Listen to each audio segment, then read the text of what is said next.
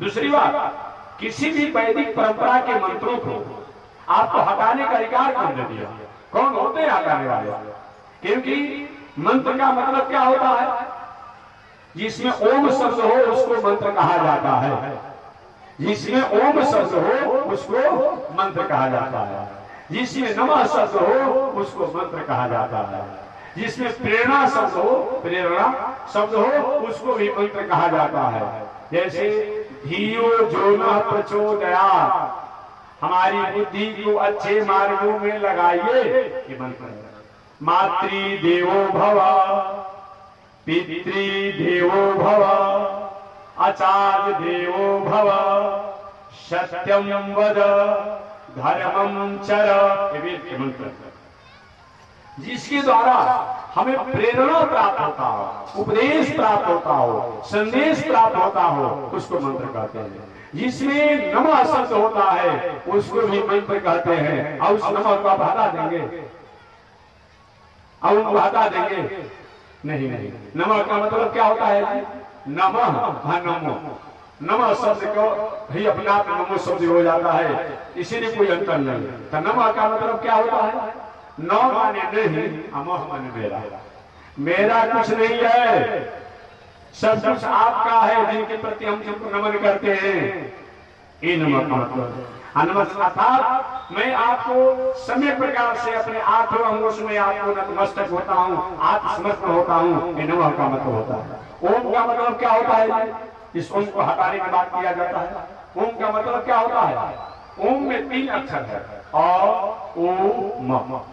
इन 3 अक्षर से अ plus O plus म, इन 3 अक्षर से ओम बनता है। ओम का अर्थ क्या होता है? आकार आर्थ विष्णु, और का अर्थ विष्णु होता है, और का अर्थ विष्णु होता है। क्यों होता है? जैसे विष्णु व्याप्त और व्यापक है, व्याप्त और व्यापक है। विष्णु शब्द का मतलब व्याप्त होता ही नहीं, व्यापक होता है। उसी प्रकार अ जो है हर व्यंजन में अपने आप में व्याप्त है। आप कंसोनेंट और वॉवल पढ़े होंगे, स्वर और व्यंजन पढ़े होंगे अपने आप में। कौन कौन कंसोनेंट कौन है, कौन वॉवल है जी?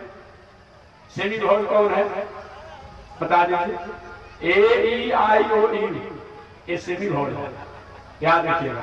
अब तो हो सकता सारी मात्रा का नहीं होता होगा अपने आप में, तो बताया गया है। जैसे आप देखिए क, ये भी आपने क शब्द कहा, अगर क्या उसमें उच्चारण हो गया, करना नहीं पड़ा।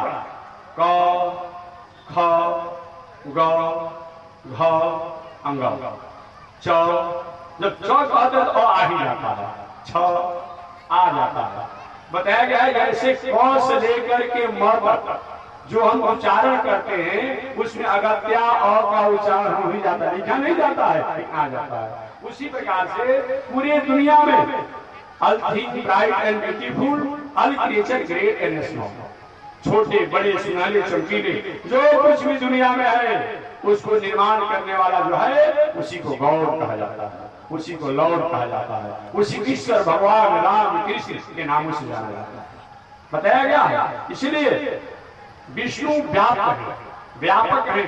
भले हमें अपने आप दिखाई न दे, लेकिन क्या गुण तो दिखाई पड़ता है।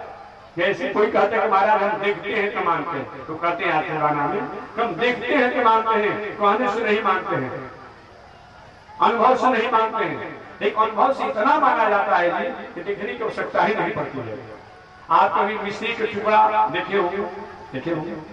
मिश्री के टुकड़ा को आप अपने मुख में डालते हैं, मीठा का अनुभव होता है, मीठा का आनंद होता है, अनुभव होता है। कोई पूछा कि मीठा कितना लंबा कितना चौड़ा है, बताने वाला है? कहाँ में लिखा था? मिश्री के टुकड़ा का अपने आप में मिठास कितना लंबा कितना चौड़ा क्या है भाई? कुछ नहीं।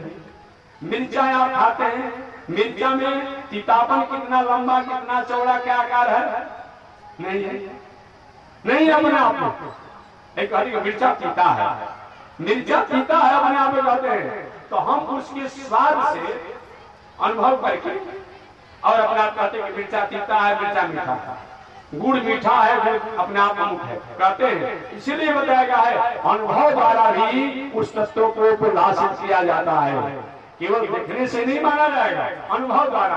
जब ये दुनिया है, आकाश है, पृथ्वी है, जल है, वायु है, सूर्य है, चंद्रमा है, ये जब है इसको भी कोई न कोई बनाने वाला होगा।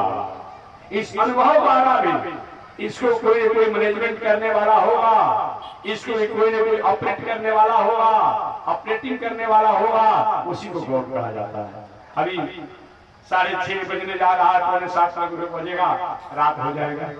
कौन व्यवस्था करता है? हम और आप तो करते नहीं, कोई वैज्ञानिक तो करता नहीं अपने आप में। कौन करता है अपने आप में? तो बताया गया है कार्य से भी कर्ता को माना जाता है, कार्य से भी कर्ता को माना जाता है। जैसे ये आयोजन हो रहा है, कहीं टिकट बना हुआ है, कहीं सुनाना करा हुआ है, कहीं और कुछ है, कहीं माइक है, ये आयोजन से होगा, कोई न कोई आयोजक होगा।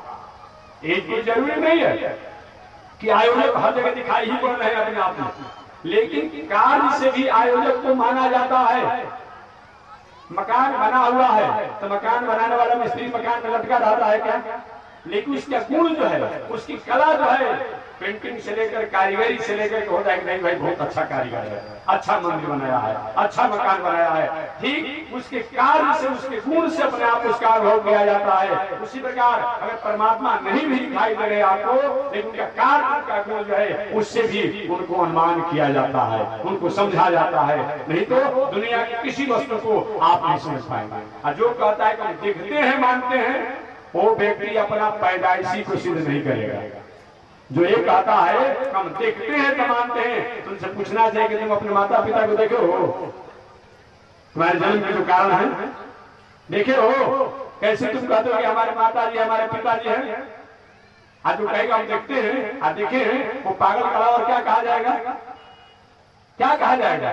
जब तुम अपने पैदाइशी के कारण, अपने जन्म के कारण को तुम समझने वाले नहीं हो कि कौन मेरे माता है, कौन मेरे पिता है, मैं कैसे जन्म लिया हूँ, लेकिन तुम मान लेते हो, ये क्यों नहीं मानोगे? क्यों नहीं मानोगे? जो कहता है हम देखते हैं तो मानते हैं, वो अपने जन्म को सिद्ध नहीं कर पाएगा। तुम्हें किसका बेटा हूँ, मेरी माता कौन है, मेरे पिता कौन है? लेकिन नहीं, लोगों ने कहा 9 महीना के बाद जब बाहर आया, लोगों ने कहा ये आपके माता जी है, ये आपके पिताजी है, ये आपका मुख है। आपने मान लिया कि नहीं मान लिया? हम मान ही लेते हैं। उसी के अनुसार सरकार द्वारा सारा कागज पत्र भी बन जाता है, जबकि देखा नहीं है कि कौन हमारे माता है, कौन हमारे पिता है। एक माता पिता जिसने संतान की इच्छा की है, क्या उसको कोई सिंह देखा है? सवाल ही नहीं हो सकती है, प्रश्न नहीं हो सकता है ऐसा। इसीलिए एक मान लिया जाता है, ये मान लेंगे, हम नहीं मानेंगे। जब दुनिया में वस्तु व्यवस्था है तो कोई न कोई करने वाला होगा, ऑपरेटिंग करने वाला होगा, मैनेजमेंट करने वाला होगा। उसी को परमात्मा, उन्हीं को ईश्वर, उन्हीं को भगवान, उन्हीं को राम, उन्हीं को कृष्ण कहा जाता है। इस तरह बताया गया है। ऐसा विचार करते हुए शास्त्र में बताया गया है कि केवल अपने आप देखने से नहीं माना जाएगा। तो ओम का मतलब क्या होता है? अ, ओ, म, 3 अक्षर से बनता है। तो जैसे क, ख, ग, घ, अंग इत्यादि जो पढ़ते हैं, क से लेकर के म पर्यंत हम जो ही उच्चारण करते हैं, उसमें अगर क्या अ का उच्चारण हो ही जाता है। ठीक उसी प्रकार से दुनिया में जो भी प्रकृति है, और वो अष्टा प्रकृति, उन प्रकृति में परमात्मा व्याप्त भी है और व्यापक भी है। तो अ का मतलब होता है विष्णु, आकारार्थो विष्णु। अ प्लस उ है, अतम है। उ का मतलब क्या होता है? उकारो नन्यारहम। उ का मतलब होता है मीडिएटर। जैसे अ प्लस उ प्लस म, मतलब अ और म, इन दोनों के बीच में उ है। अब उस तीनों से ओ बनता है, अ प्लस उ प्लस म। तो अ और म के बीच में उ है। उ का मतलब क्या होता है? उकारो नन्यारहम, मीडिएटर। उ माने लक्ष्मी जी, उ माने लक्ष्मी जी, अ माने परम ब्रह्म परमात्मा, अ माने विष्णु, अ माने नारायण, अ माने राम, अ माने कृष्ण। अ माने होता है नारायण, उ माने होता है लक्ष्मी जी। अ माने नारायण, उ माने लक्ष्मी जी। कहीं महाराज उ माने लक्ष्मी जी के होता है। इसलिए उकारो नन्यारहम, जैसे ओम के बीच, ओम को संधि विच्छेद करने पर अ प्लस उ प्लस म, 3 से ओम बनता है। अ माने विष्णु होता है, उ माने लक्ष्मी होता है, और म माने जीवात्मा होता है।